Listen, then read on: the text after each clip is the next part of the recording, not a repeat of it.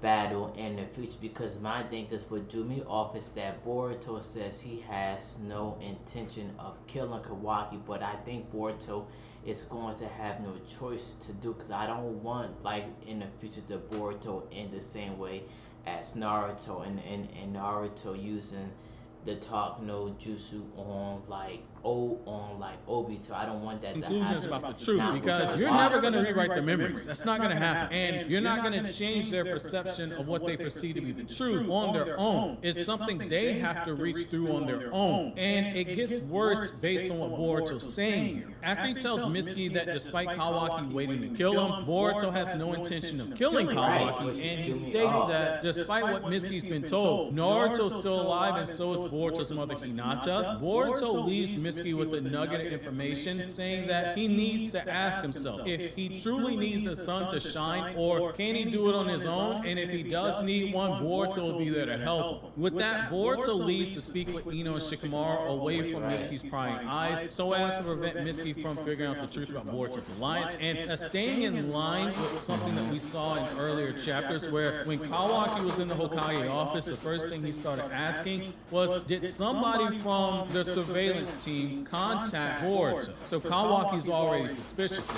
Just another seed that has been planted that we don't know if it's gonna bear fruit later on. Meanwhile, as Kawaki wakes up, super pissed off, demanding to know where Mituski is, Boruto spills the beans to what happened when he speaks to Shikamaru. He basically says Ada unwittingly casted omnipotence to alter everyone's memories according to Kawaki's wishes, and he tells Shikamaru that it doesn't matter that he knows the truth now. Omnipotence will eventually suppress his mind to the truth, and this isn't the first time Shikamaru's been made aware of the truth, which we as the readers, we know that that is a sad reality. Sarada told us 2 chapters ago that they literally passed out photos of baby Boruto being held by Naruto, and people were still affected by omnipotence going, yeah, that's weird, but Kawaki is still Naruto's son. I don't know what this is, but that ain't Naruto's kid right there. In chapter 1, even though people saw that Kawaki was a car cyborg with a model's nanotech inside of him, and he had Ishiki's coma seal, something that never should have happened to Naruto's son, they said, well, that's weird, but Kawaki's Naruto's son. Omnipotence will always suppress the doubts that they have about reality unless they are actively behaving with that knowledge, knowing that this is a false reality, as we see with Amato and as we saw with Sasuke.